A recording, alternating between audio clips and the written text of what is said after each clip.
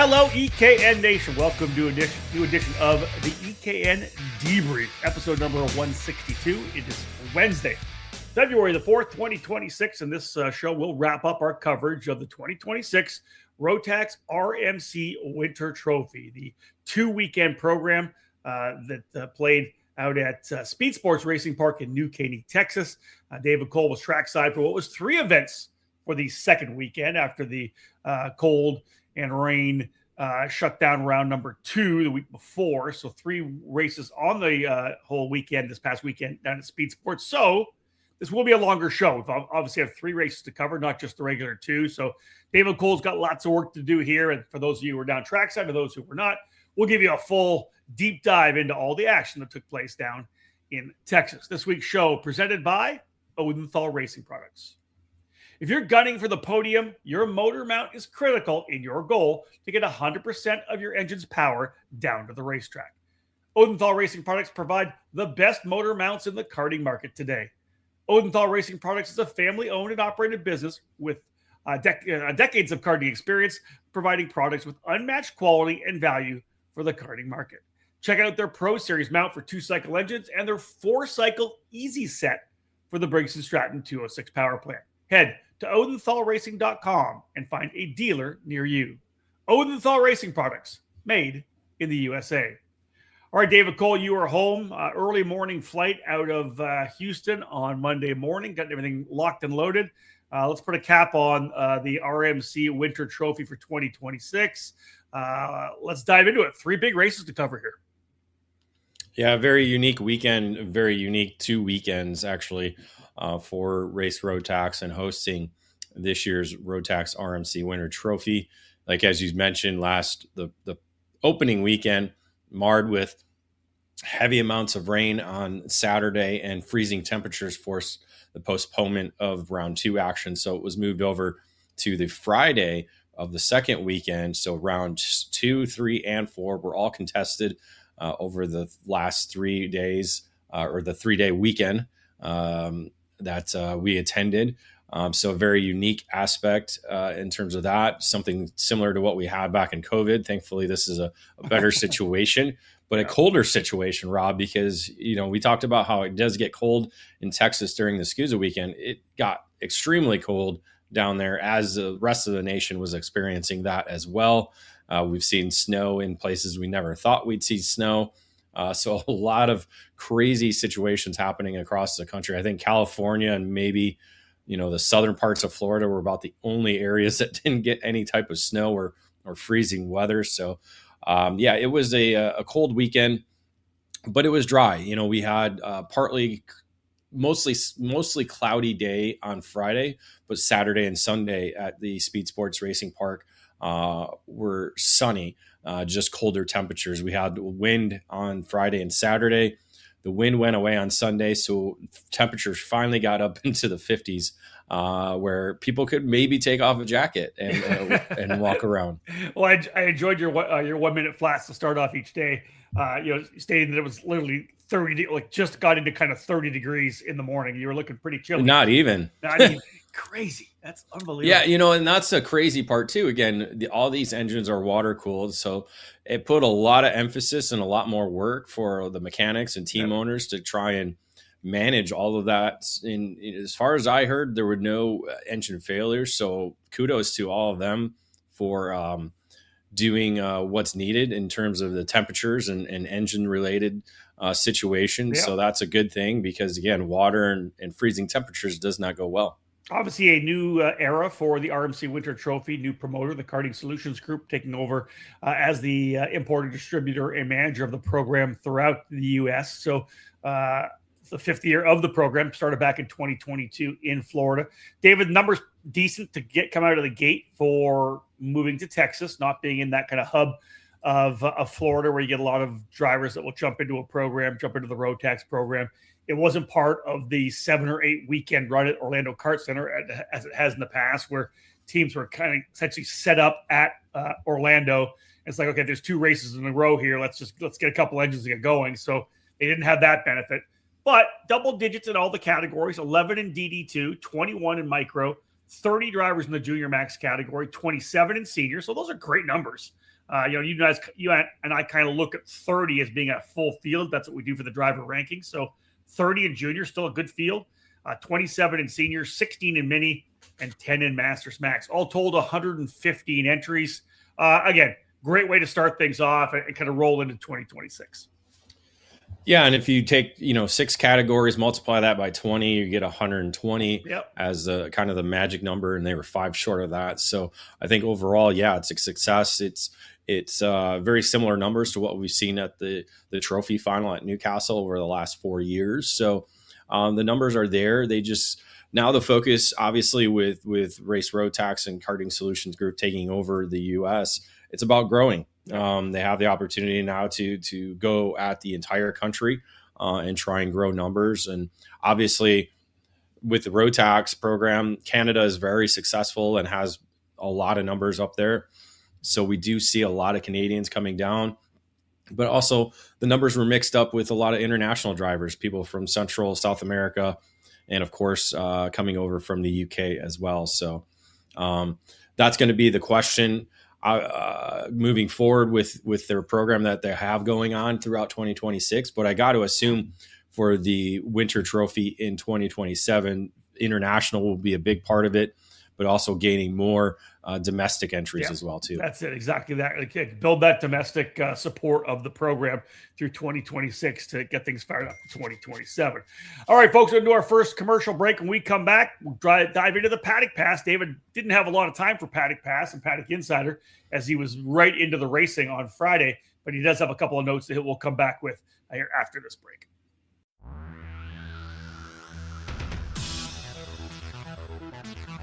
In karting, it's important to be supported by the right people. With over 40 years of experience in the sport, Trinity Karting Group has everything you need to make your program successful. We do it all, and we do it right. Trackside support and arrive and drive programs at many of karting's biggest East Coast events, full product sales and service, and professional coaching from our experienced staff. Trinity Karting Group is a full-service operation based at the Motorsports Country Club of Cincinnati, which gives us access to our custom-designed driver training facility.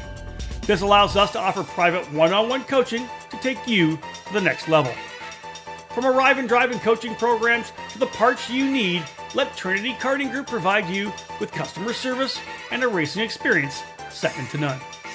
In 2025, Trinity Karting Group established TKG Viral Art USA in cooperation with North American distributor PSL Karting. The Trinity Karting Group carries the colors of the Viral Art brand, as TKG Viral Art USA helps to bridge the connection between current and future dealers here in the USA. TKG has in stock IAMI, Briggs & Stratton, MG, Evinco tires, and more products for those in the Ohio and Midwest region. Trinity Karting Group has a long history in the sport with a winning pedigree, and we are dedicated to driver development. We take pride in our professional approach and our positive attitude. Let us build a custom race program for you.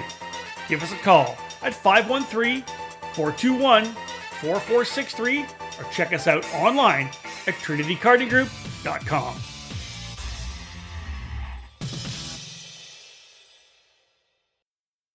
Welcome to AIM Sports and the groundbreaking Micron 6 karting data logger. Since its inception, AIM Sports has been at the forefront of motorsport technology, revolutionizing how racers gather data. From its early days, AIM has tailored its innovations to provide precise insights, allowing racers to fine-tune their strategies and push their limits. Fast forward to today, and we're excited to celebrate 30 years of Micron by introducing the latest evolution in karting data loggers, the Micron 6. Designed with cutting-edge features, including 25Hz GPS with mil-spec precision, a 6-axis inertial platform, shift lights and alarms, temperature inputs, and a host of wired and wireless expansions. With 2 CAN buses, Bluetooth, and Wi-Fi, it's perfect for karting enthusiasts looking to enhance their game on the track. With its advanced suite of sensors, high-speed data acquisition, and easy-to-use interface, the Micron 6 delivers unparalleled performance on track. Whether you're a seasoned pro or just starting out, this powerful tool helps you analyze every turn, every lap, even every heartbeat. Imagine a tool that not only records your lap times, but also analyzes parameters like speed, tire temperature, driver inputs, and engine performance. With the Micron 6, you'll gain insights that can shave seconds off your times and elevate your skills behind the wheel. Don't just drive, be data-driven. Join the AIM Sports community today and equip yourself with the Micron 6 to take your karting experience to the next level. Visit aimsports.com to learn more. AIM Sports, 30 years of Micron.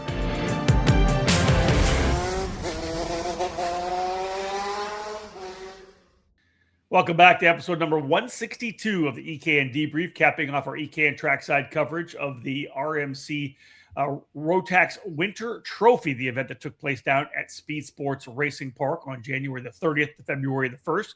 3 rounds of the 4 contested this past weekend. Paddock Pass today, brought to you by Stilo USA. As a world leader in personal racing safety products, Simpson Performance Products is now the official North American distributor for Stilo helmets.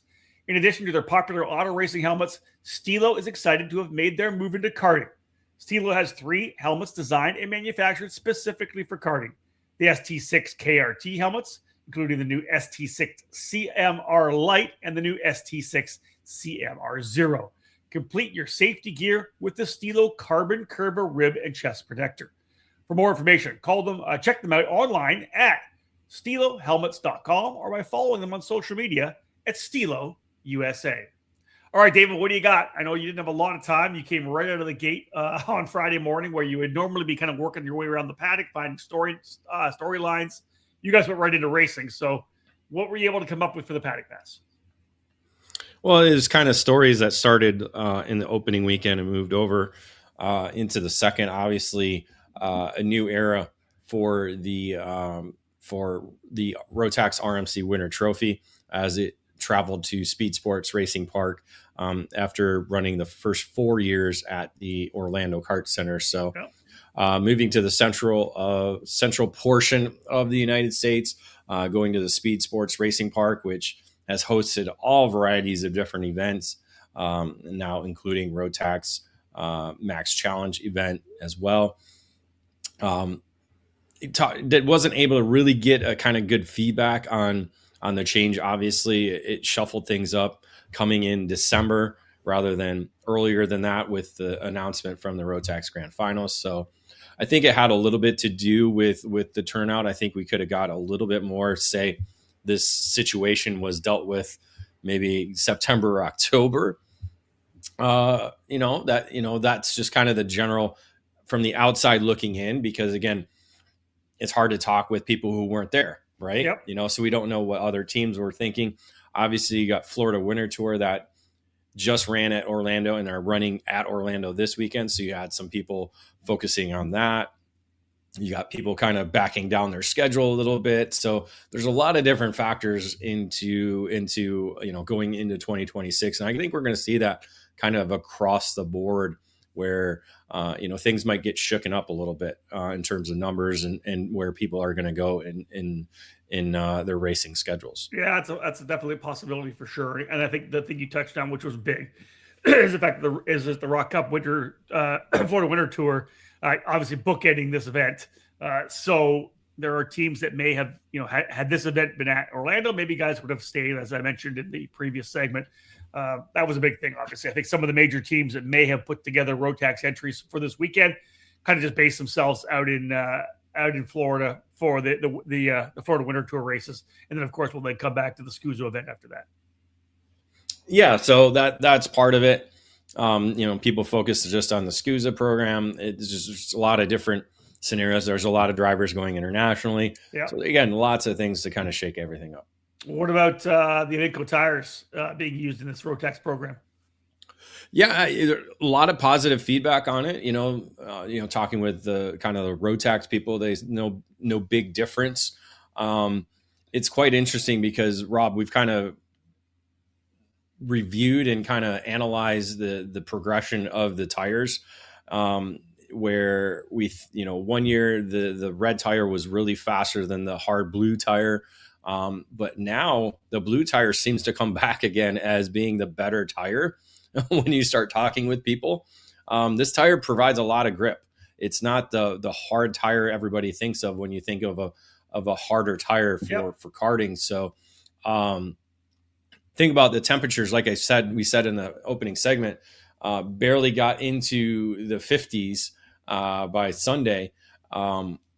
These tires were gripped up. The track got faster and faster. Thankfully, no rain, so there was no removal of grip on the racetrack.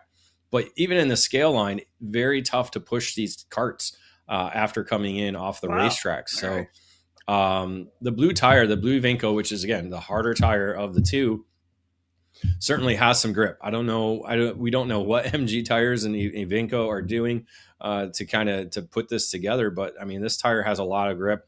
And one of the things I noted on Sunday, and again, I think the Rotax engine platform is faster than, say, the X30 or Rock GP, maybe faster than SV. We're not sure yet. We haven't been able to kind of put those back to back, but the senior max drivers were half a second quicker in qualifying on new blue Ivencos than the X30 drivers on red tires from the SCUSA Winter Series and colder temperatures. So, it's a big deviation going from X30 to Rotax for sure. Yeah, wow, big stuff. All right, let's move on to the next one, Dave. I kind of was obviously following throughout the weekend. A big day for factory karts on Friday as they swept the two kind of big senior classes there. And again, debut in their DD2 chassis. Tell me more that you learned about factory karts and that DD2. Bringing Billy Musgrave out and Theo Kakati. Very interesting for factory karts with that DD2 chassis. Yeah, the debut of the DD2 chassis. That's kind of the focal point of this. These were the two first karts off the jig, off the assembly line that obviously they've been doing for DD2. Bringing on Justin Stefani. With the factory karts, it's they're looking to make sure they hit all the different bases, and DD2 was one of them. It's basically the shifter kart chassis with maybe a little bit of adjustment. Obviously, with the DD2 package, there's no chain. The axle goes right through the engine, so you remove the cassettes that's back there, and so it makes for a different type of chassis. But it's more dialed into with the front brakes, very similar to what they use on the shifter KZ platform. So, so these were the first two karts off the jig onto the racetrack with very little testing. Obviously, a driver like Billy Musgrave has a lot of shifter kart time, a lot of time developing chassis, and they continue to work and see what works and what didn't throughout the weekend. Obviously, we saw that the package they have right out the gate is working really well. Yeah, no doubt about that. Very, very quick. There was another new chassis there as well. Not so much new, not so much as going to be sold over here, but part of what Dave, the good term's been used before, British invasion. There was a number of top British drivers coming over searching for tickets to the grand finals, and a couple of them brought their own chassis with them. Yeah, well, one of them was the 2025 Rotax Grand Finals champion, Macaulay Bishop. He was among them. We saw Cameron Nelson last year at the U.S. Trophy Final. He came back over.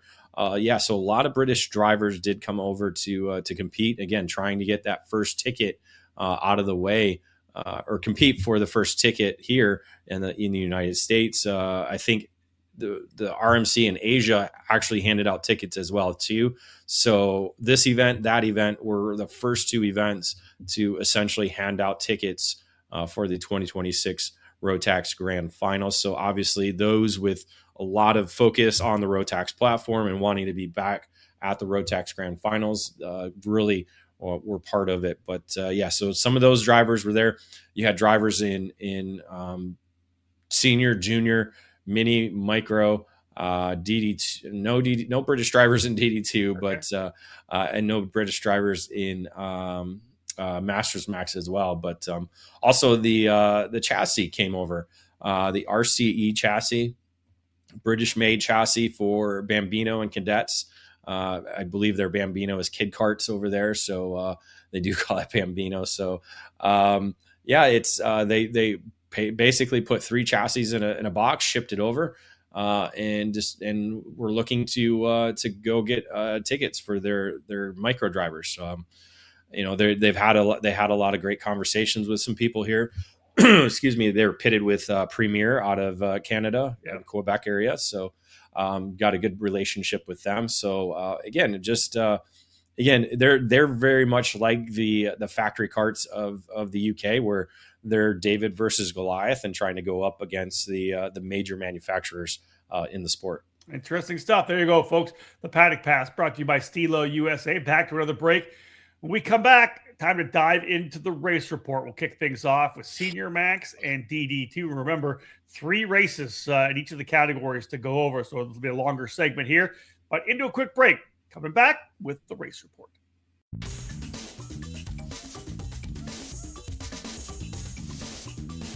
Is IndyCar your dream? If it is, for 2024 and beyond, the path from karting to IndyCar has gotten even clearer.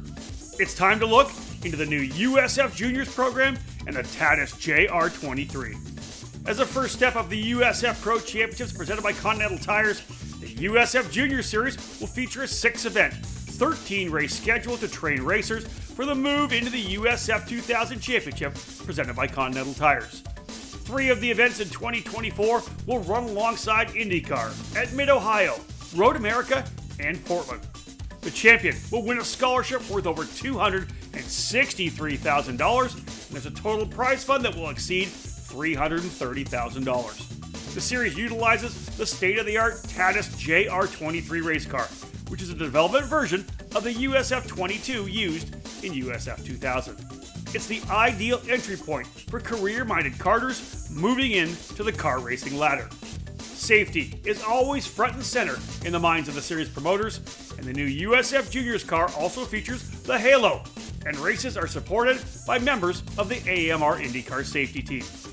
If IndyCar is your goal, USF Juniors is the starting line. For more information, visit www.usfjuniors.com and follow USF Juniors on social media.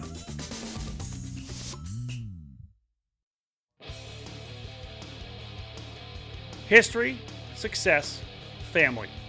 Those are the 3 words that can describe Comet Kart Sales, one of the longest tenured karting businesses in the United States. The family-owned operation located just outside of Indianapolis has provided karts, parts, and services for thousands of racers in the near 6 decades of business.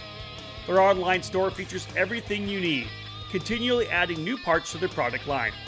From full karting packages, new engines, spare or replacement parts, and safety gear, find it all at CometKartSales.com.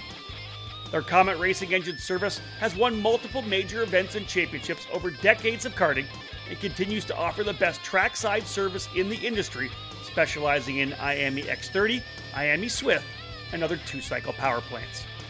Make sure to head to CometKartSales.com or call them at 317-462-3413 to be part of the Comet Kart Sales family today. Back at it here in the EKN Radio Network. Rob Howden alongside David Cole, episode 162 of the EKN Debrief, as we have David unpacking all the action from the Race Rotax RMC Winter Trophy event at Speed Sports Racing Park this past weekend. Diving now into the race report. 3 races run throughout the weekend, Friday, Saturday, and Sunday. The Friday event, the carryover from the postponed event from Sunday of the previous weekend. The race report today presented by Kart CRG USA. CRG is one of the most iconic brands in karting, and we're primed and ready with new material and a never-ending focus on winning. Kart CRG USA is the North American distributor for all CRG products. Based outside Houston, Texas, Kart CRG USA supports dealers across the continent, reaching every corner of North America. Check out the CRG KT5 for tag and shifter racing, the Black Mirror for cadet competition, and the FS4 for Briggs. Longtime CRG drivers will be happy to know that the CRG Road Rebel, the standard in quality and performance, is still available. For more information on the CRG product line, head to kartcrgusa.com, and to inquire about a North American dealer near you, please email us at info@kartcrgusa.com. All right, David Cole, heavy lifting time. Let's go to Senior Max. For those of you new to our shows, our debriefs, I'll throw out the headline. David will come back in with the information on the weekend. 3 races, as we said here, to cap off the season of Winter Trophy competition. Here's the headline for Senior Max. 4 different winners leads to dramatic end to championship chase. Yeah, as we talked about, the opening round was held the previous weekend. So again, a conversion of 3 rounds in 3 days to wrap up the RMC Winter Trophy program. Macaulay Bishop was the opening round winner in the Senior Max category. And that was his only chance or only time he was able to get a win on in the championship. Round 2 began with Diego Ramos, the Brazilian driver and former series champion, setting fast time in qualifying, but a broken clutch in the pre-final forced him to retire on lap number 4, dropping him down to P22 at the end of the pre-final, allowing Macaulay Bishop to go on to take the victory. The main event was a battle up front. 4 drivers were fighting tooth and nail. This essentially allowed Ramos to fight his way forward, making his way up from 22nd, getting up into the top 5, and was right there in the final final corners of the event. Basically came down to the run down the long straightaway, Rob. You see a lot of drivers defend. That's what happens. Well, a little contact happens as they were defending. Ramos actually went from 5th to 1st in 3 corners. So wow. Through that turn 6, got out of turn 7, I believe, in a second, and then went into the lead in turn number 8. And that allowed him to go on to cross the line provisionally as the winner. Unfortunately for him, he suffered a pushback bumper penalty that dropped him off the top of the podium and into the 3rd spot. This promoted Oliver Hodgson to the victory, scoring his first victory on the Rotax platform on the factory karts.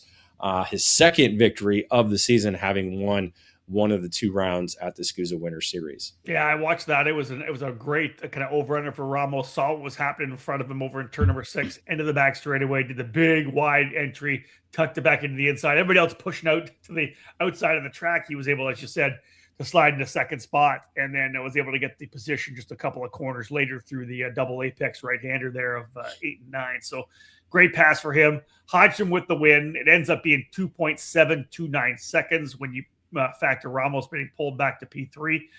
Macaulay Bishop up into the 2nd spot on the Gallard. Ramos 3rd. Nelson and William Batillier rounding out the top 5. The first of 3 races on the weekend. David, lots to come as they got right back at it again on, I would assume, was a very cool qualifying session on Saturday morning. Yeah, very cool. It was definitely cold. Thankfully on Saturday and on Friday, they didn't start warm up until 9:30. So nice. That helped with the colder temperatures, allowing for a little bit of the heat to kind of come in, especially on the racetrack with sunny weather. It did help a little bit. So we didn't quite see a big, massive drop off in terms of lap time. But Ingrata was able to put down a 52.276. So that was actually 0.7 quicker than the colder day on Friday, where, again, we were still dealing with the colder temperatures.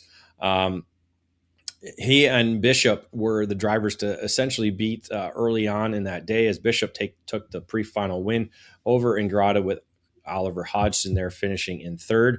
But Saturday was essentially a carbon copy of what we saw on Friday. But this time it was Ramos going from 3rd to 1st on the last lap, as he was there battling with the front runners. This time, no pre-final issue for him, just kind of buying his time and finding the right time to attack. And that was the last lap, as he got by both Ingrata and Bishop on the last lap.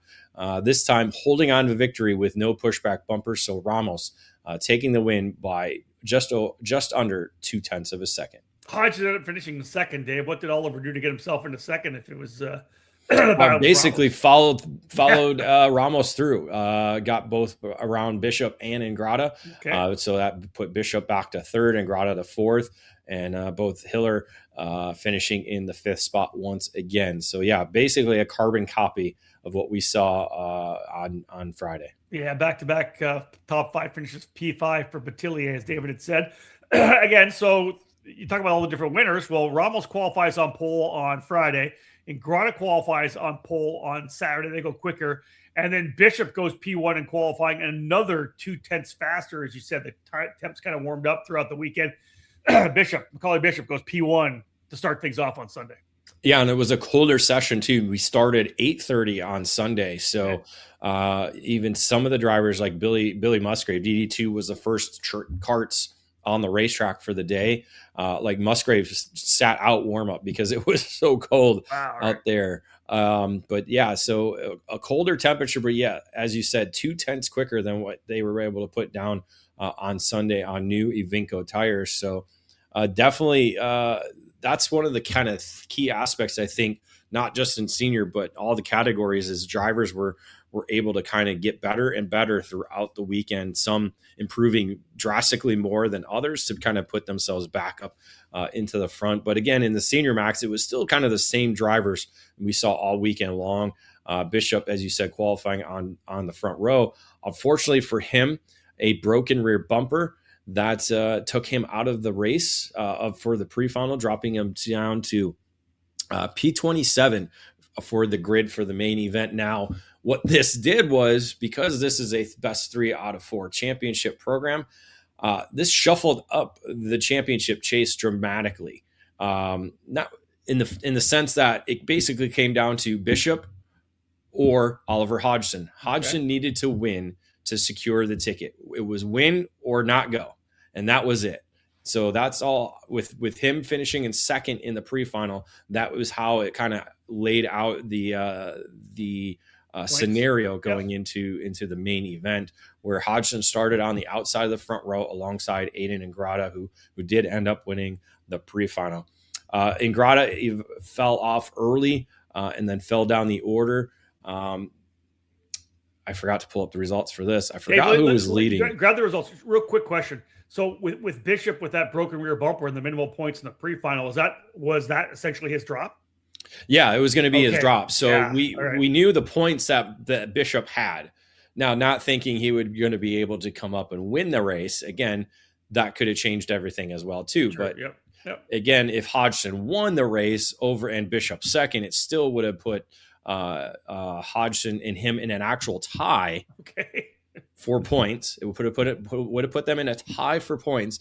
And with Hodgson winning 2 rounds out of the 4 rather than Bishop's only 1, that essentially gave the tiebreaker to Oliver Hodgson. So that was kind of the scenario going in, was very wild and unique, because again, pre-final DNF put the drop race already in hand for Macaulay Bishop. There you go. So up front, it was a shuffling of drivers up front until eventually Hodgson did put himself into the lead. And was leading at the white flag. That's when Cameron Nelson went on the attack, coming down the long straight to turn. I forgot what turn it is, turn 6, and basically Bishop put 2 wheels in, or not Bishop. Nelson put 2 wheels in the grass to try and find a way past Hodgson. They pushed wide. What we thought was they were making contact. They weren't really making contact. They just both bogged each other down. Well, behind him, Bishop was already up there. He had just gotten into 4th. Ramos was right there as well. He and Ramos, Bishop and Ramos, made contact, both trying to get the under. They made contact. Basically, Ramos went up and over Bishop's front end. This damaged his cart enough to where he just went straight off at the next corner, unable to make the turn, retiring early after the amazing drive up from 22nd or 27th up into the top 5. then up front, Nelson was able to mangle and get the victory, taking the checkered flag as the race winner. So Nelson, who came up short, as we saw last year at the U.S. Trophy Final, picking up the victory and becoming the fourth different winner in the 4 rounds of this program. Man, incredible. So Ryan Gandor ends up in second, Ryan Maxwell third, Timothy Pernot in fourth, and Joaquin Golero Pizarro. Well, how does it all play out? So they cross the line. Nelson taking the win ahead of Oliver Hodgson, Ryan Gandor in third, Diego Ramos fourth, and then Ryan Maxwell in the 5th position. Hodgson got a penalty for contact that dropped him from 2nd to 12th, and then Ramos got 2 contact penalties that dropped him from the 4th position down to 18th. Okay. So yeah, that did shake up the top 5, and you gave that order already. Wow. But again, Hodgson not able to get the victory, gave Bishop the championship, winning by 45 points after that penalty to Hodgson, with Cameron Nelson finishing 3rd, 50 points back of Bishop. So there you have it. Macaulay Bishop coming away with the tickets in the Winter Trophy at Speed Sports. David, let's kind of roll ourselves as well now into the DD2 category as we wrap things up with Senior Max. Here's the headline for DD2. Factory Carts sweeps main events. Musgrave heads to first Rotax Grand Finals. Yeah, Musgrave actually picking up the round 1 victory due to a penalty to Gianluca Savaglio. There we go. And that he was essentially, they were the 2 top drivers for much of the race weekend. Musgrave picked up the fast time in qualifying, which was held the prior weekend. Again, we got to remember that. So round 2 qualifying held the Friday of the previous weekend. So different track conditions, obviously, for that. So that's probably why we do see that big gap in qualifying between round 2 and round 3. Oh, that's right. Yeah. But yeah, so for round 2, Musgrave essentially dominated the action on the dry weather, picking up the pre-final win and then driving away to a half-second margin of victory with a wire-wire performance in the main event. A half-second margin of victory over Matthew Taskinen, who put up a good pace on Saturday to get ahead of why can't I say the name? Savaglio. I know I said it all weekend long, and now I'm tongue-tied. Savaglio, and then Theo Kakati. Yep. See, tongue-tied. I just can't talk right now. You can type it. You can't say it. Yeah, I can type it, but I can't say it. Was make fourth a t-shirt for you. With Lucas Pernard in the 5th position. Pernod, yes. Wire-to-wire victory. That's why I don't announce, Rob. I know. You're right, David. You're a writer. We'll get you a t-shirt. I can spell. I can't speak. We'll work on that. That works. Anyways, a Musgrave victory. You mentioned Lucas Pernod. Dave, he comes out as the fastest driver on Saturday morning. He goes P1 and then eventually wins the pre-final as well. But you got a star here. What happened to Pernod in the pre-final? Yeah, it was actually Musgrave that picked up the win in the pre-final, but a pushback bumper penalty dropped him down to P6 in the order.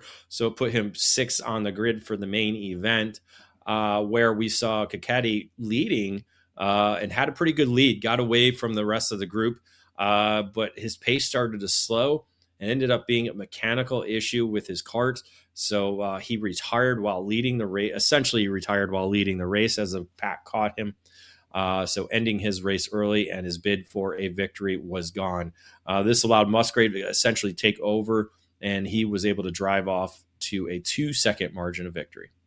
I mentioned Timothy Pernod. Is it actually Lucas Pernod that was in the DD2? Did I make a mistake there? You have Lucas down. Is it Lucas Pernod?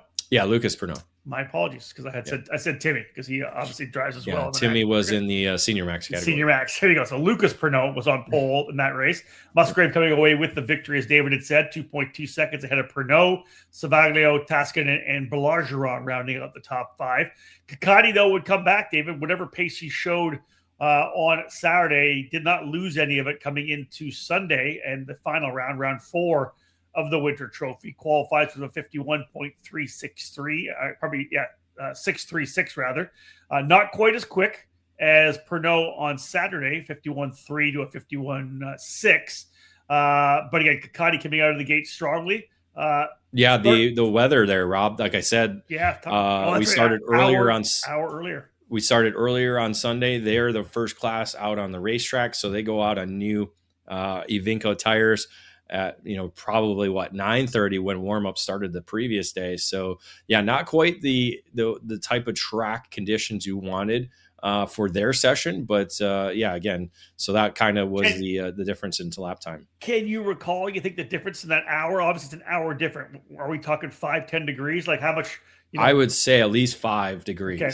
Yeah, because that was on the verge of the weather still being below freezing, maybe. Okay. If I recall, I think maybe qualifying started at maybe 32 degrees. Where, again, it's like I said, Rob, the sun is out, clear blue skies, but it is freezing temperatures. So you saw it in the video.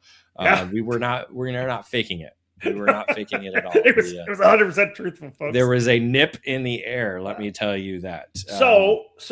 Savaglio comes away with the pre-final victory over Musgrave. Did Kakati, did he win that but get the 3-second jump start? Kakati won it, got a 3-second jump start penalty, so it dropped him back to third on the grid for the main event. Okay, well, tell me how things went in the main. Savaglio led the opening 5 laps until he got under pressure. They found a way past at the end of the straightaway, and he tried to make a move back in turn number 8, where they actually have cement paved on the curbing. Well, track officials allowed.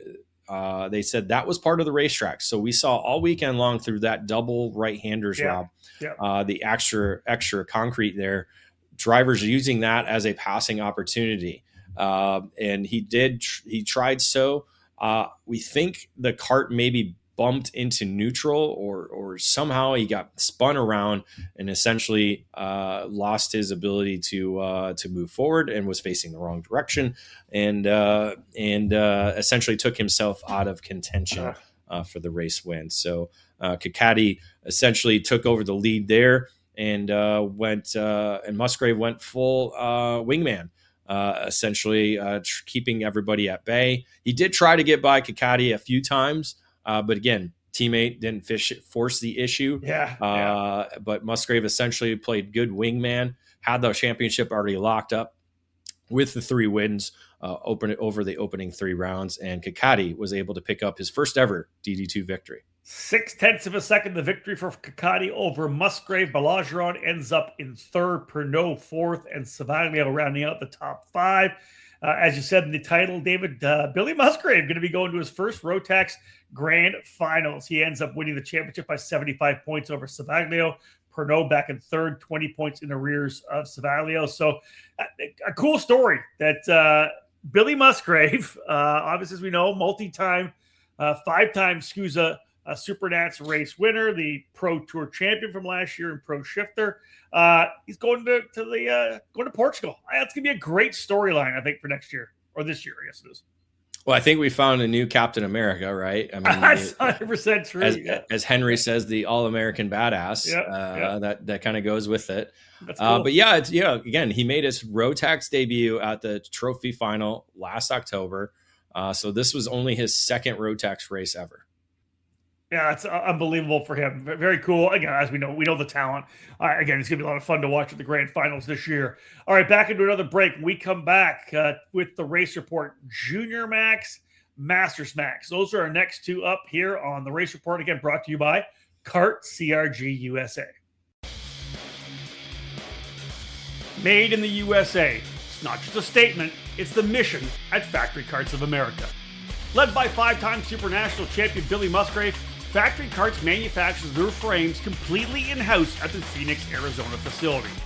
Built and designed from the ground up specifically for the American karting market, Factory Karts brings new innovations and solutions that are long overdue. Factory Karts bring together the highest quality materials to produce high-performance, long-lasting karts that have been designed and perfected from years of development. No other karting manufacturer stands behind its product as Factory Karts does, providing a 2-year warranty on all their frames. Join the Factory Karts official race team this season, hitting the SuperKarts USA Pro Tour and Pro Kart Challenge, along with the new Southwest Super Series program. Full trackside support for factory kart competitors is available, along with Arrive and Drive programs and tent space housed under our new race team hauler that debuted at Super Nationals 27. Remember when American made meant more innovative, original, stronger, faster, and just plain better? Well, American made is back. Contact Factory Karts today to join the American made movement. Learn more by visiting factorykarts.com or email info@factorykarts.com.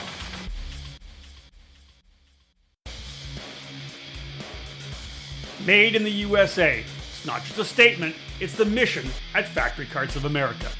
Led by 5-time Super National champion Billy Musgrave, Factory Karts manufactures their frames completely in-house at the Phoenix, Arizona facility. Built and designed from the ground up specifically for the American karting market, Factory Karts brings new innovations and solutions that are long overdue. Factory Karts bring together the highest quality materials to produce high-performance, long-lasting karts that have been designed and perfected from years of development. No other karting manufacturer stands behind its product as Factory Karts does, providing a 2-year warranty on all their frames. Join the Factory Karts official race team this season, hitting the SuperKarts USA Pro Tour and Pro Kart Challenge, along with the new Southwest Super Series program. Full trackside support for factory kart competitors is available, along with Arrive and Drive programs and tent space housed under our new race team hauler that debuted at Super Nationals 27. Remember when American made meant more innovative, original, stronger, faster, and just plain better? Well, American made is back. Contact Factory Karts today to join the American made movement. Learn more by visiting factorykarts.com or email info@factorykarts.com.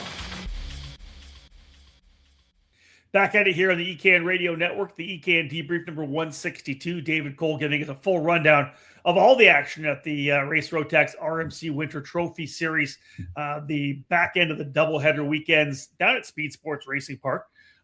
2 down, 4 classes still to go. We'll knock out 2 here in this particular segment. The race report today brought to you by Kart CRG USA. We'll dive into the junior max category now. And just like we saw in the senior max category, David, 4 different winners with championship going down to the wire. Yeah, and the opening 2 rounds were both sweeps. The first round in the previous weekend was Leo da Silva, the Canadian, sweeping that action, where round 2 was done by British driver Aidan Hammond, the driver racing under the Prime Power Team operation. Was able to set fast time in qualifying, go out to win the pre-final handily, and wire-to-wire victory in the main event. Again, just got away early and continued to put down consistent lap times. In the 20-lap main event, he was able to pull out to nearly a 14-second margin of victory for the British driver to pick up his first victory here in the U.S. Yeah, you get out early, put the lap times down. The rest of the guys start battling for second. We've seen that story play out many, many times when instead of working together, the guys behind start to battle. Benham Abernathy ends up coming away with second spot. Antoine Bazinet in third, Alex Chandler fourth, and De Silva in fifth position. His first name again, David? Sorry? Leo De Silva, the round 1 winner. So he ends up P5, so still packing up some good points. A new name, I was again following all your posts on social media. David, a new name qualifies P1 in round number 3, William Vitor. A Team USA driver, part of the 2024 team. I believe he was Micromax at the time, so he's already jumped up into or might have been Mini. Can't remember off the top of my head, but yeah, Vitor showed really good pace in terms of speed. Didn't quite have the racecraft down yet, but did pick up the pre-final win there in round 2, nice. Winning over Abernathy and Nicholas LaRusso. In the main event, it was Abernathy and Darren Kidd who were able to kind of get away in the early part of the main event. LaRusso, however, was able to reel them in, broke them up about halfway, but then fell back as Kidd and Abernathy worked together to get away once again. And then Abernathy went for the lead prior to the white flag, and from there was able to hold off Kidd through the final lap as Abernathy picked up his first ever Rotax victory by 0.2 of a second. Yeah, 0.210, the exact time. Abernathy P1, Darren Kidd in second. De Silva, another top 5 finish. He ends up in third. Oliver Chassé in the 4th spot. Olivier Chassé, rather, in 4th. And De Janeiro ends up rounding out the top 5.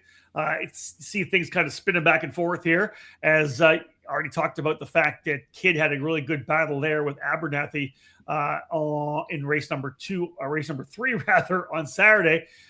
He came right back at it again. David showed his pace, showed his hand in qualifying on Sunday. Kidd goes P1 with a 52.710. Yeah, he had some issues over the opening 2 rounds and certainly was able to avoid the bad luck and show his pace. I asked Mike Doty of Mike Doty Racing, who worked with both Abernathy and Kidd. He's like, they're finally listening to what I'm telling them to do. I said, where did all this pace come from? And they're like, they're listening. So there it is, folks. Listen to Mike Doty. Sometimes that's what you have to do as a driver, is just listen. That's very true. But yeah, so Kidd ended up winning, setting fast time in qualifying, but it was Abernathy picking up the win in the pre-final over Kidd with Aiden Hammond in the 3rd spot. And then in the main event, again, Kidd and Abernathy got together. They were able to pull out to essentially about a 2-second lead.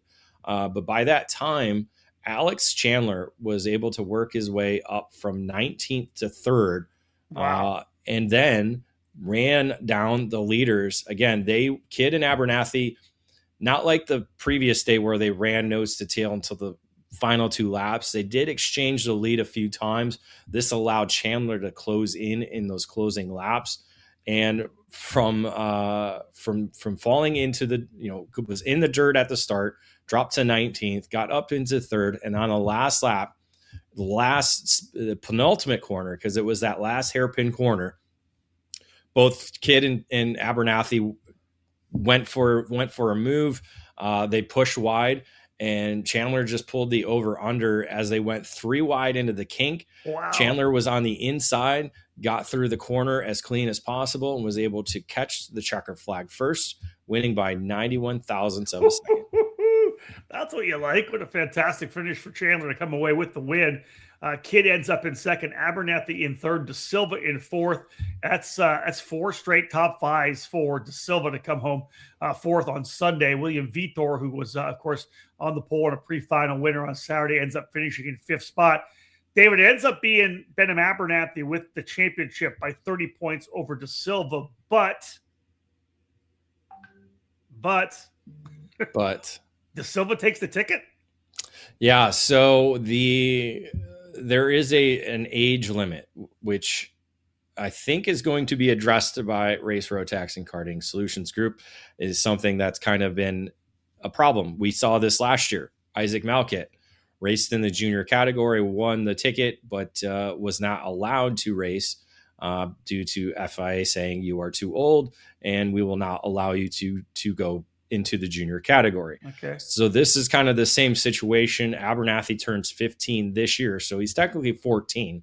Unfortunately, he turns 15, which is not allowed in Rotax Grand Finals competition. You have to be 14 year of.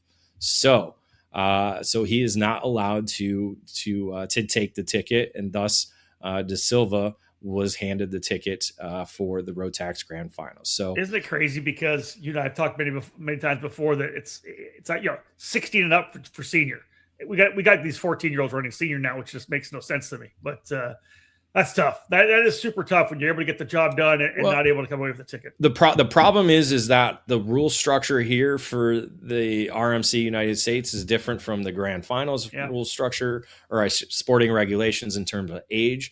And if they get to have that the same, I think that eliminates all of this situation because, again, Abernathy should have been racing the senior max category because he does turn 15, but did not. And because he didn't have to, because that's how the regulations were stated. So I think Race Rotax and Karting Solutions Group is going to really look at that.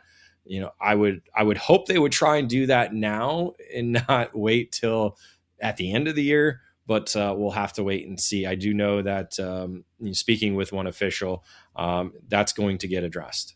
Okay, there you have it. All right, into the Masters Max category. Here's your headline.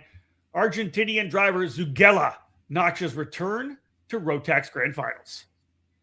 Yeah, again, you see the name, you're not familiar with it. Well, if you look back at last year's Rotax Grand Finals, he finished third in the DD2 Masters category. So this driver knows how to perform at the top level of the sport and showed that way here. I don't believe he had raced here in the U.S. That was the English to Spanish was not very good between the two of us, so I wasn't able to answer or get that question answered. But yes, Zugella essentially was the driver to beat all this weekend and past weekend as well. He swept the rain weekend, but wasn't able to pull off a sweep at all during the weekend, but did pick up 3 victories in total. Round 2 was Monday Lauer. He's probably the best qualifier in the Masters field. He was able to set fast time in qualifying for round 2, but Zugella came up and won the heated pre-final. That was probably one of the more competitive races in the Masters Max sessions over the weekend, with a little bit of contact here and there, kind of shuffling up the order as well. But Zugella was able to win that.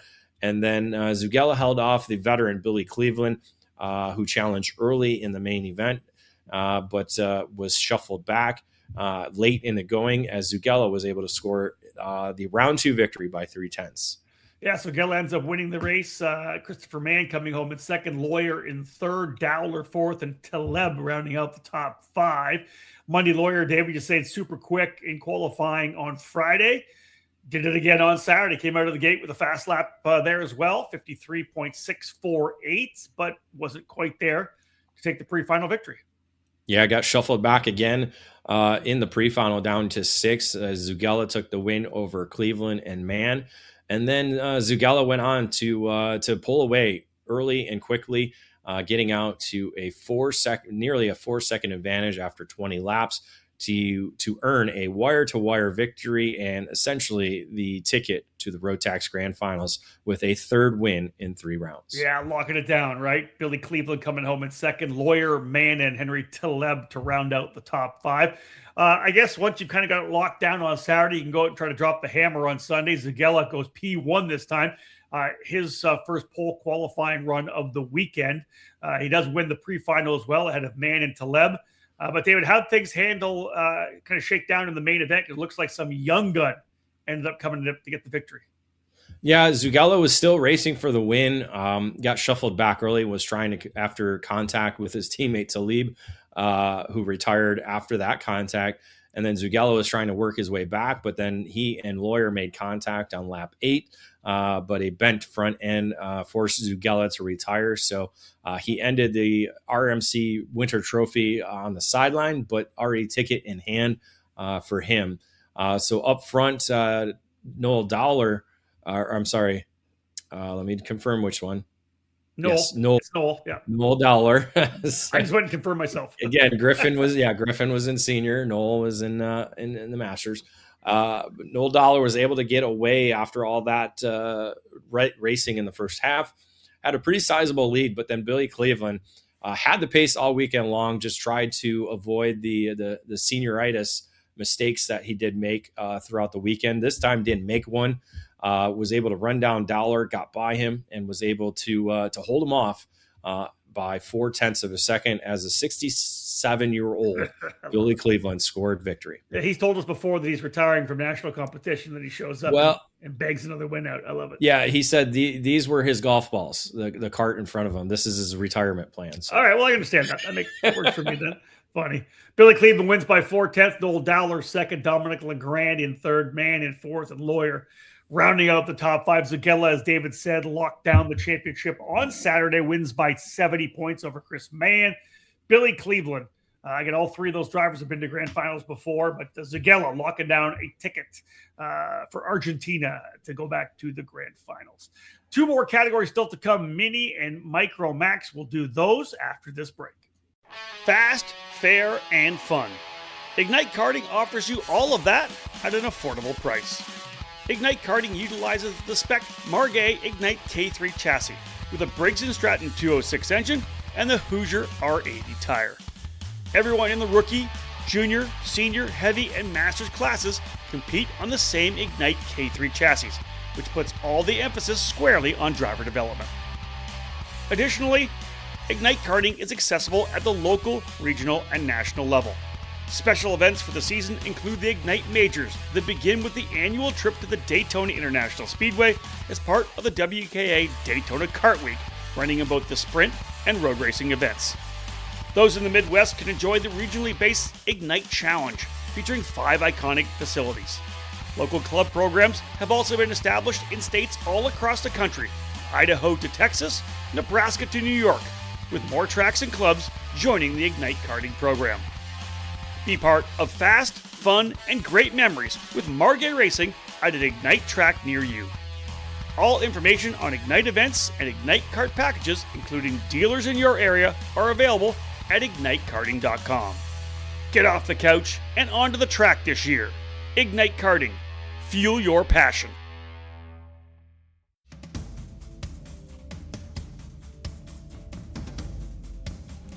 Do you want to become a professional race car driver? Are you ready to take your first steps into car racing?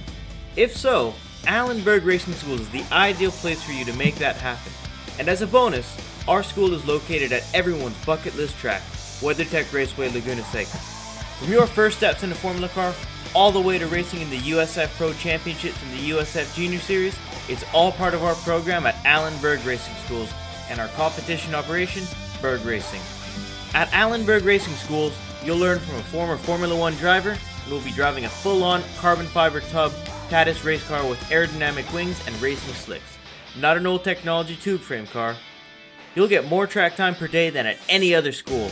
And our 3-day and advanced programs will have you prepared to race competitively with our Bird Racing program, which participates in both the Ligier JFC Championship and the USF Junior Championship. To learn more, check us out online at allenbergracingschools.com. Be a racer. Welcome back to the EKN Radio Network, the debrief to cap off our coverage from this past weekend's Race Rotax RMC Winter Trophy at Speed Sports Racing Park. My name is Rob Howden, joined by David Cole, who's trackside throughout the weekend. Our race report today brought to you by Kart CRG USA. Let's dive into the Minimax category, and here's the headline. The Roots is on fire in Houston. Sorry, I had to go with it. When Henry said it on the mic, I was like, yes. Did he? I do like the song. Come on, it's good. It's good.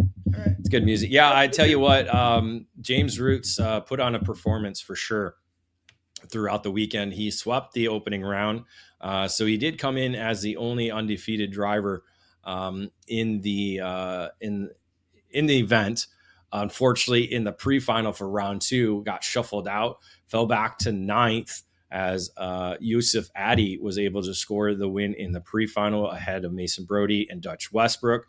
But Roots, coming from the 9th spot, was able to get back up into the lead in just 13 laps of the main event, as he went on to win by over half a second to win his second straight main event. Yeah, Yusuf Addy, as David said, pre-final winner holding on for second spot. Mason Brody in third. Wheeler and Howard rounding out the top 5 on the day.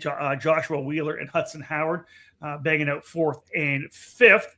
Moving on into Saturday, David, it was actually a full sweep for James Roots. He qualifies on pole, wins the pre-final, wins the final as well by over a second. Pretty solid run, but I'm sure there was more than just that, but pretty darn impressive day for Roots. Yeah, was challenged in the main event by Kimo Ahmed. Unfortunately for Ahmed, he was shuffled back, ended up crossing the line in 4th, but Roots able to just power away, winning by over a second over Mason Brody and Hudson Howard. And as we said, Ahmed finished in the 4th spot, but a pushback bumper penalty dropped him down to 8th, and that promoted Dutch Westbrook to 4th and Yusuf Addy into the 5th spot. Again, Roots did not let up at all off the throttle. Qualified pole again on Sunday with a 55.227. Wins the pre-final over Addy and Lima. And then David trying to rock and roll to potentially lock it down again. Led the first 4 laps. What happened after the first 4? Pulled off. They, ticket in hand. They said he was not allowed to not race, which is a unique and rare situation. I'm not sure why. So he went out. Said that? Yep. This is what I was told. Interesting. Okay. So he went out, did 4 laps, and pulled off the racetrack to avoid any type of situation on the racetrack involving any other drivers. As we've seen over 2026, anything and everything can happen. So, we elected to pull off the racetrack, and to be honest, I would have done the same thing. I would have went out for qualifying, did 1 lap and pulled off, go out to the pre-final, did 1 lap, pull off. I mean, it's no different than sitting out the actual race session. Yeah, the last thing you want is an undroppable DQ. Exactly. Yeah. So that was the whole reasoning. So yeah, led the first 4 laps and then pulled off the racetrack to avoid any type of scenarios where any other driver could get him in trouble for something he may or may not have done. So Dutch Westbrook took over from there? So yeah, Dutch Westbrook took over the lead and was able to hold off a group behind him, but and crossed the line as the provisional winner. Unfortunately, pushback bumper penalty dropped him down. Now, I don't think I've said this yet. They did not allow any protests for pushback bumpers. So we talked about the Diego Ramos. We talked about other drivers who suffered pushback bumper penalties. They did not review pushback bumpers. So very similar to the FIA standards. And I believe Rotax Grand Finals and all the other Rotax programs do the same thing. Okay. To where they do not review pushback bumpers. I think the U.S. is really the only country that does do this. Saves a lot of work. Well, it does. It really does. It's a go no go type gauge. You either have one or you don't. Yeah. We've argued this over and over again.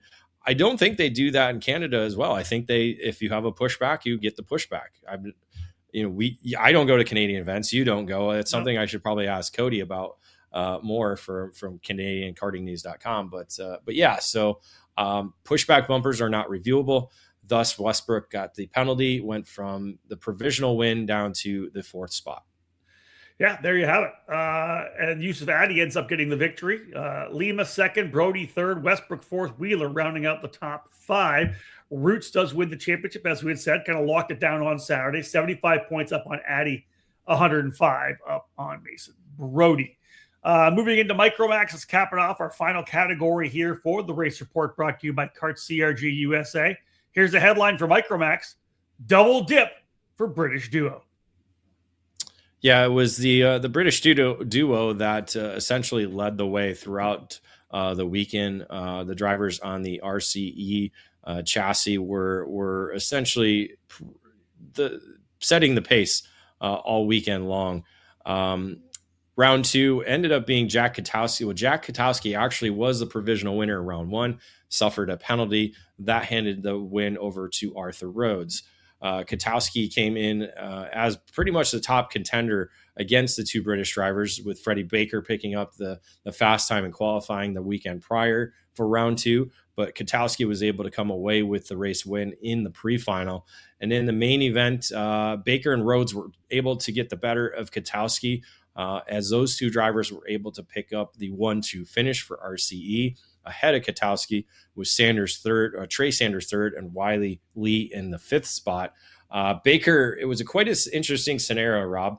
As you know, I am there to film the scale videos, to watch the celebrating, and again record these moments for people to watch from home and to keep in your records. Prosperity. Baker actually left the scale line to go hug his mechanic, and then was escorted back into the scale line.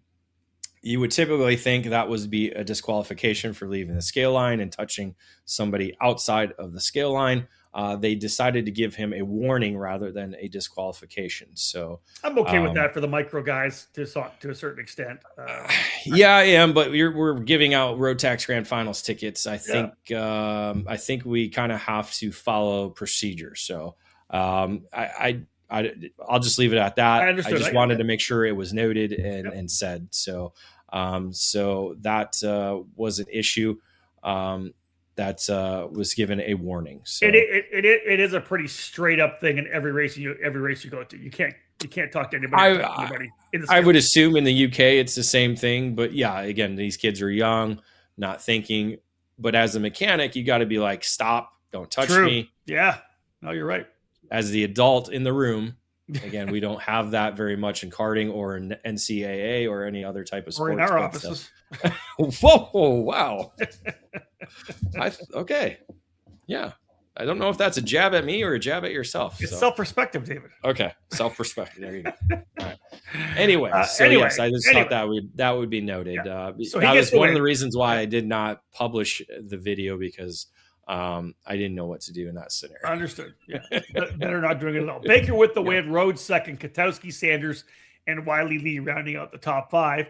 Katowski came right out of the gate again, David, on Saturday, qualified on pole, won the pre-final. How'd things shake down in the main? Main event, it was Katowski, Wiley Lee, Max Santana, and Dusty Strayer, who Dusty Strayer wasn't part of the opening 2 rounds, but came in for rounds 3 and 4. The Texas driver was in the mix, part of the front 4 drivers that were able to kind of battle for the victory. On the last lap, contact happened as they came through turn number 8. This contact put Santana on the sideline as he was forced to retire. This allowed Wiley Lee to come through with the over-under as they were all fighting ahead of him. I think he basically went from 4th to the lead through that corner and was able to hold on to cross the line as the provisional winner. Unfortunately for him, he was handed a jump start penalty starting on the outside of the front row. So he was handed I think it was 3 seconds that he was given a penalty for. So he was removed from the provisional win. This gave the provisional win to Jack Katowski, who crossed the line in second, but he was handed a contact penalty, or I should say a failure to give racing room penalty, very similar to Cup Karts North America. That put him from second to 4th. And then Dusty Strayer, who came across the line in 3rd, would have been the provisional winner, but a contact penalty dropped him from 3rd to 5th. All the guys in that lead group. All the guys except for Max Santana, who was sitting on the sideline and could have had a possible victory. Yes, all 4 of them did not win. So this gave Arthur Rhodes, who was part of the lead group but got shuffled back, he was able to cross the line ahead of Freddie Baker, as Rhodes was able to take his second win in the opening 3 rounds. Wow. So Rhodes and Baker go 1-2 again. Lee with the penalty ends up 3rd. Katowski with the penalty ends up 4th. Strayer with the penalty ends up in 5th. Let's do it again on Sunday to cap things off. David, this time, top of the charts in all 3 sessions, Freddie Baker. Yeah, Baker just put an emphasis on the Sunday action, sweeping the round to earn maximum points. Fast time of 57.229. So even the micro guys were 4/10 quicker than their Saturday qualifying session, even though it was on colder temperatures for sure. Baker went on to win the pre-final pretty handedly. And then again in the main event, it was a wire-to-wire performance, winning by 2.4 seconds. Yeah, Rhodes in 2nd spot, Sanders 3rd, Lincoln Lima in 4th, and in 5th, he's from Quebec potentially. Is it Zachary Logier, maybe? Yes, Zachary Logier. Logier ends up in the 5th position. Baker wins the championship by 45 points. The ticket there to go to the grand finals. Rhodes in 2nd, so a good solid P1, P2 sweep for Baker and Rhodes, the 2 British drivers on the RCE chassis. Sanders rounds out the top 3, 196 back, but Rhodes and Baker with obviously the better overall finishes. Baker comes away with the championship. One more break in the action here, folks. When we get back on this edition of the Debrief, we'll have a look at the Constructors' Championship. We'll wrap things up. And last but not least, as always, a look at the EKN Trackside Live race calendar.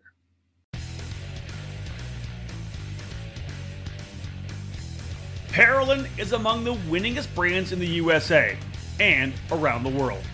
The Parolin Le Mans full-size chassis for junior and senior classes and the Parolin Opportunity model for cadet divisions have earned success weekend after weekend at all the major championships and events in both the USA and throughout Europe. The Parolin chassis lineup also includes the Invader shifter, along with the Daytona 4-cycle chassis and the Delfino Kid Kart. Karters can head to the ParolinUSA.com website, where the entire chassis line and parts are available to you, with shipping available all across North America. Parolin USA partners with several companies and race teams across the country to provide a strong dealer network to represent the brand locally and at the national level to support drivers throughout North America. Get on the chassis that's winning. Drive a Parolin. Ready to step up your game? Joining the Rollison Performance Group is the obvious choice to take your racing to the next level. Industry-leading driver development is provided by our staff of multi-time national champions, Super Nationals winners, and Team USA members. And at the same time, RPG continues to be a national-level powerhouse race team. Our goal is to help you raise your game and win races. We work with all age groups and are focused on developing those cadet and junior drivers who are ready to take the next step in their racing program. Rollison Performance Group has set a new standard with our in-house engine program, AVP Engines, headed by Alex Vincent. AVP has become the benchmark in IAME competition. We have the largest OTK inventory that follows our race team, providing trackside parts at all the major events in North America. RPG also offers multilingual support with French, Spanish, and Portuguese-speaking staff. If you want to fight for championships or want to improve your skills and your chances to win, the answer is to call RPG at 503-260-4514. The Rollison Performance Group. We race to win. Welcome back to the EKN Radio Network and the EKN Debrief to cap off our coverage of last weekend's Race Rotax RMC Winter Trophy at Speed Sports Racing Park in New Caney, Texas. David Cole was trackside the entire weekend. He's here with me now to cap things off with the race report. My name is, of course, Rob Haddon. David, let's wrap things up here. Our final break. Let's hit this final segment. Constructors Championship. A lot of races going on, as we know, throughout the weekend there. So with 3 races, 18 races, I think, total, right? No. Do you want to look at the entire thing? I did the entire, yes, I did all 4 rounds. So 24 main events being run. How many brands came away with wins? Right? Did I do that right? Yeah, 6 times 4, right? I can't do math anymore. Yeah. They do the math major. I know, but I can't do math anymore. 6 times 4. See, and it's early too. It is before noon. I can't do math. You can't pronounce guys' names correctly.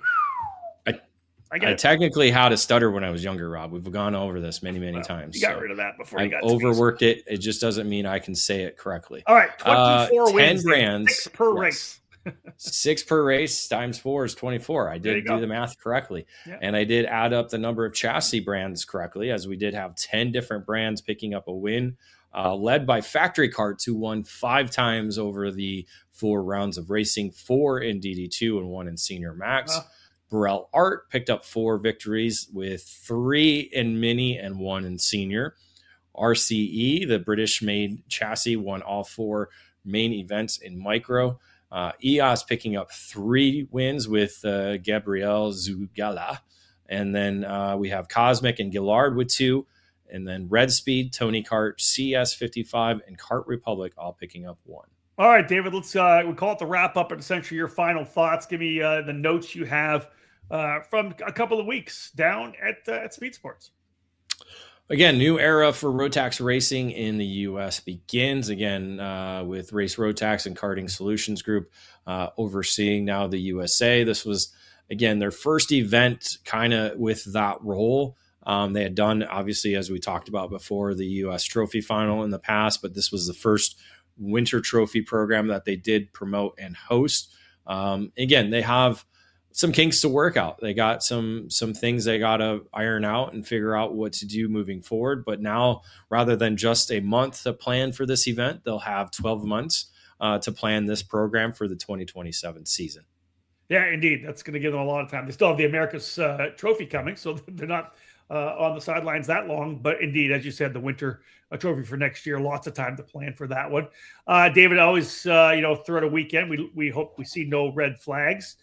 There were 2 on the weekend, 1 for an incident, 1 for a pet issue. I wouldn't say pet. They were probably homeless dogs. Was it a wild dog? Wild dogs. I only thought it was one, and then I did see the Kart Chaser broadcast, and they showed multiple dogs, and it was right there were behind dogs on me. the racetrack, folks. There were dogs on the racetrack. So I recorded the start of the DD. I think this was Saturday. Yeah, Saturday pre-finals. So we'd just gotten off lunch. The video. Yeah. And yeah, I was recording them coming down the straight. I wanted to get a good at speed DD2 video coming down into that corner at the end of the straightaway. And they're going down through the buckle, I think is what they call it. And there's a red flag. I'm like, what's going on? And the corner walks over to me, goes, there was dogs on the racetrack. I go, where? He goes, right there. And I'm like, I didn't even see them.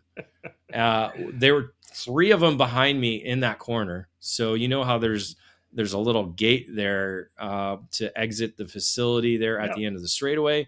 I guess they come in through there, but there were like 3 of them there. And then one was in the middle of the straightaway, literally was inches away from the track as they came zooming by. So a very scary situation that very unique. I think the only other time we had something like that was when we were at USPKS and there was a manhunt, and police had to come onto the racetrack to search for behind the trees and woods. Where was this at? At Trackhouse Motorplex. Trackhouse? Oh yes. So along the back straightaway there's a bunch of trees and everything out there, right? It's just all landscape. And they actually pulled into the facility, walked their way across the racetrack, and started searching that area by the racetrack for a manhunt. Fugitive, if you will. Fugitive, yes. Wow. Yes, as Tommy Lee would say. Yes. But obviously one for dogs, Dave, another red flag, though. There was an incident in micro. Give us the insight on that. Yeah, the main event, I think on Sunday it was. Yep, I think that's when it was. Just 2 drivers getting together. One went over pretty good, tumbled a little bit. Luckily was able to get out of the cart, but was checked out, and everybody walked away. So more scared than anything. As far as I know, there wasn't any major injuries in that. So. Last but not least, let's go to the third item here. I've done a lot of races in Texas. I've announced a handful of races. Did a lot of Texas Pro Car Challenge events back in the day. Normally, when I was there, it was anywhere between 80 and like 106 out in Amarillo. A little different taste in Texas this time around in terms of weather.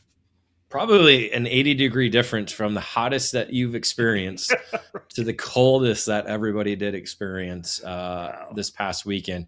Again, I didn't mind it because it's way better than rain. I would much rather freeze my butt off than to be drenched in rain. So you got to give mad props to all the officials that were out there braving the element, both in the rain during the opening weekend and then all the cold. Again, they just stand there. And when you're standing there, it gets pretty cold. So again, thankfully Saturday and Sunday we did have sun, so that did keep you somewhat warm, at least. And then Friday, I think actually Friday was more windburn than anything too, as windy as it was. So big props to again all those officials who braved the elements both weekends. Dave, we went through the Constructors Championship, 24 main events throughout the 4 weekends, 6 categories, 10 brand scoring wins. But maybe more importantly, there were tickets up for grabs. Let's have a look at the cross section of where the tickets actually landed. Yeah, so 4 countries will already have members for their team at the Rotax Grand Finals 2026, set for Portugal this year. As we talked about, Argentina won with Masters Max. Canada was won by the Junior Max driver, Leo da Silva.